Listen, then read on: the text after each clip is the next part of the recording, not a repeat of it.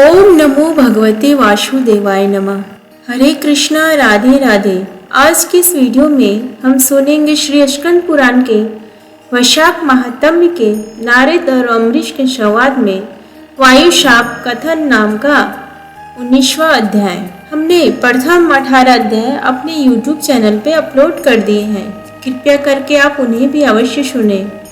व्यास बोला, हे ब्राह्मण, आपने समस्त सुफलदाता भागवत धर्म विष्णु के निमित्त बताए, इनमें भी वैशाख मास के धर्म सबसे उत्तम है।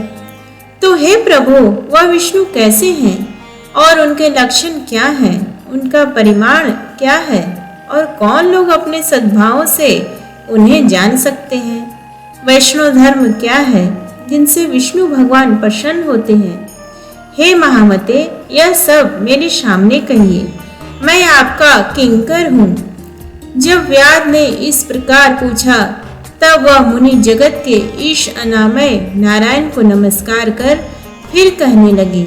शंख बोले, हे व्यास, सुन, मैं विष्णु के कल्पमश रहित रूप का वर्णन करता हूँ। यह रूप ब्रह्मा आदि से लेकर किसी मुनि तक के ध्यान में नहीं आता। विष्णु भगवान पूर्ण शक्ति युक्त, पूर्ण गुण विशिष्ट, शकलेश्वर, निर्गुण, निश्चेष्ट, अनंत सच्चिदानंद स्वरूप है। संपूर्ण चराचर विश्व के वही स्वामी है। यह उन्हीं के आश्रय और वश में है। अब मैं तुझे उसी परमात्मा ब्रह्म के लक्षण बताता हूँ, जिससे उत्पत्ति, स्थिति, संहार, आवृत्ति, नियम, प्रकाश, बंध, मोक्ष और वृत्ति होती है। पंडित लोग उसी विष्णु को ब्रह्म कहते हैं, इसी को साक्षात ब्रह्म कहते हैं। पश्चात ब्रह्मादि को भी उसके उपपद ब्रह्म शब्द की ज्ञानी जन व्युत्पत्ति कहते हैं, एवं जो उसके एक एक अंश संयुक्त है, उनमें ब्रह्मत्व कहाँ? इस परमात्मा के जन्मादि तो केवल शास्त्र से जानने योग्य हैं। वेद, स्मृति, पुराण, इतिहास, पंचरात्र और महाभारत से विष्णु भगवान के आत्म स्वरूप हैं। इन्हीं के ही द्वारा विष्णु भगवान जाने जाते हैं, अन्य किसी प्रकार से नहीं जाने जाते। ये विष्णु भगवान केवल वेद से ही जाने जाते हैं।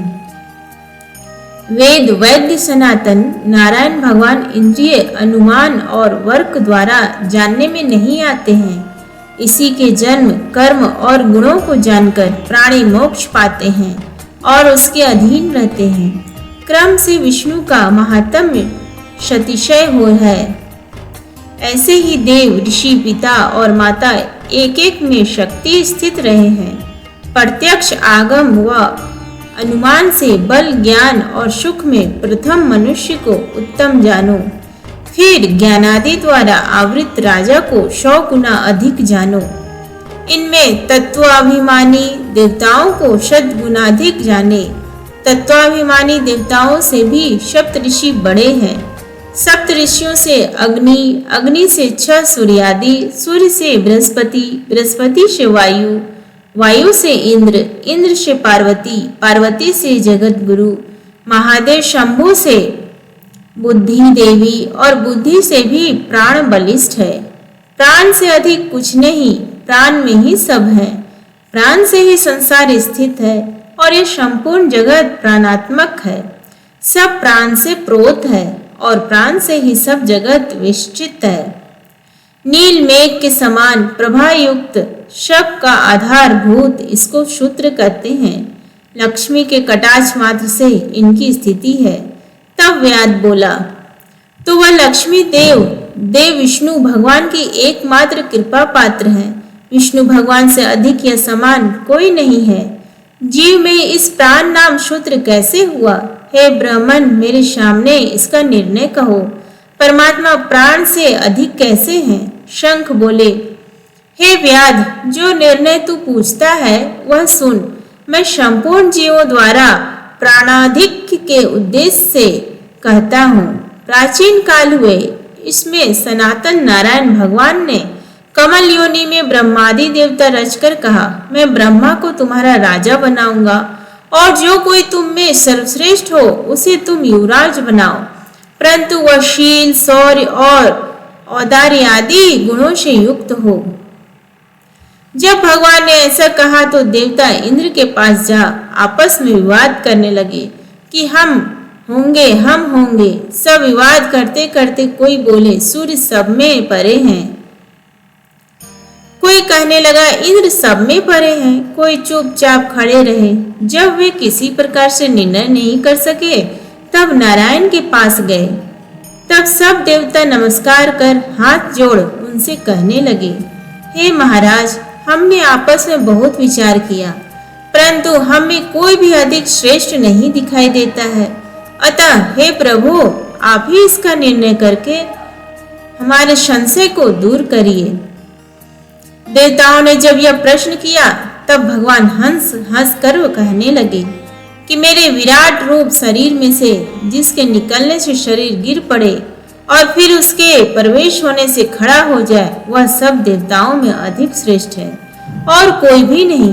यह सुनकर सब देवताओं ने तथास्तु, ऐसा ही हो कहा। तब जयंत नामक देवता भगवान के पांवों में से निकल गया तो उसको पंगु कहने लगे, परंतु शरीर नहीं गिरा। वह तो सुनता है, पीता है, सूंघता है, देखता है, चलता है। फिर गुह इंद्रिय में से दक्ष नाम प्रजापति निकल गए।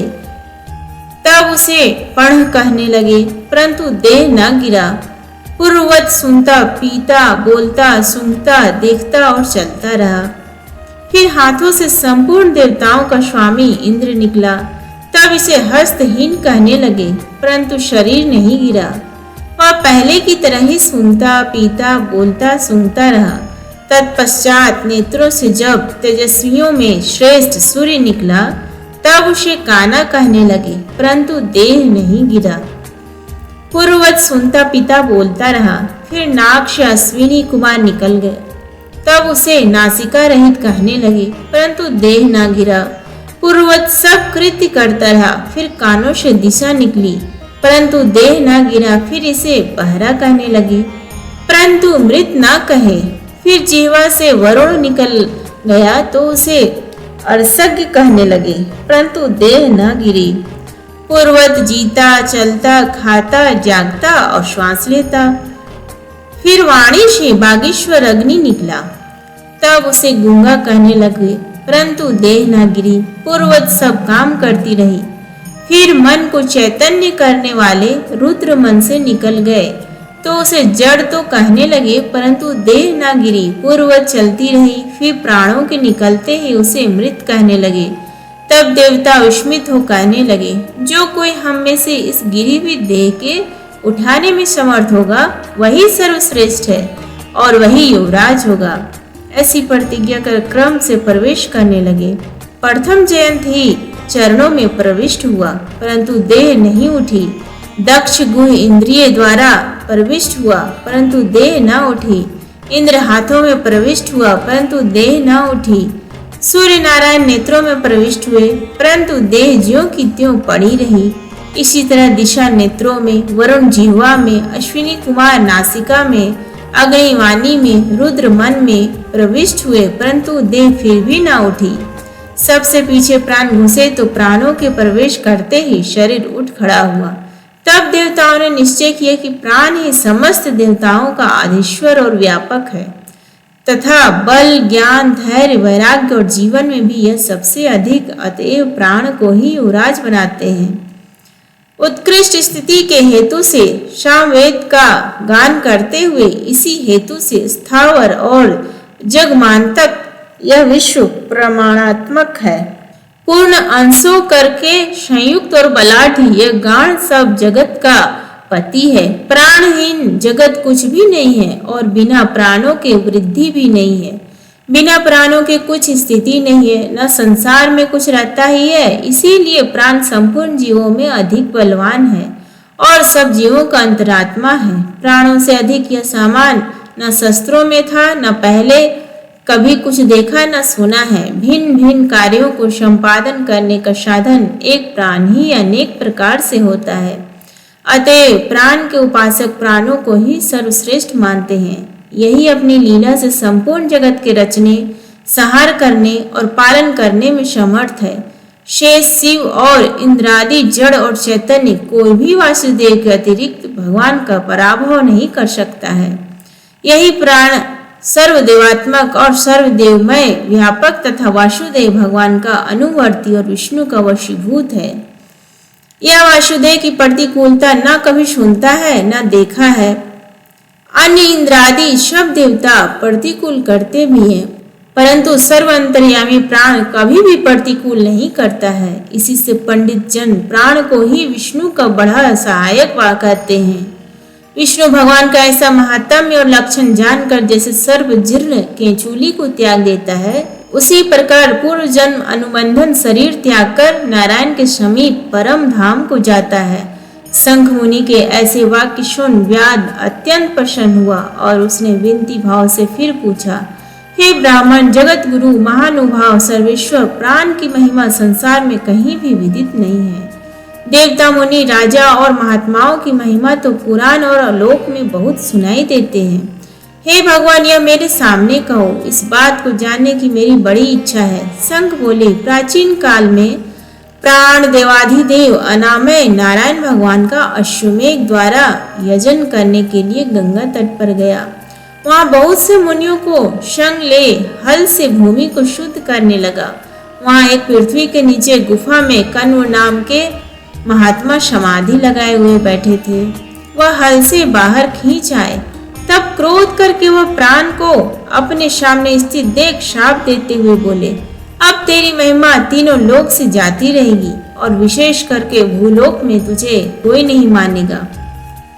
त्रिलोकी में तेरे अवतार प्रख्यात होंगे। जब उस मुनि ने ऐसे कहा, तब प्राण क्रोध कर बोला, मैं निरपराधी हूँ और बिना अपराध तूने शाप दिया है, इसलिए हे कण्व, तू गुरुद्रोही हो और तेरी वृत्ति विश्व में निंदित हो। तभी से संसार में और विशेष करके भूलोक में प्राण की महिमा प्रसिद्ध नहीं है और शाप के कारण कण्व गुरु को मारकर सूर्य का शिष्य हुआ है। हे व्याध, जो कुछ तूने पूछा सो सब तुझसे कहा। अब जो कुछ तुझे पूछना है वह पूछ, कुछ विचार मत कर।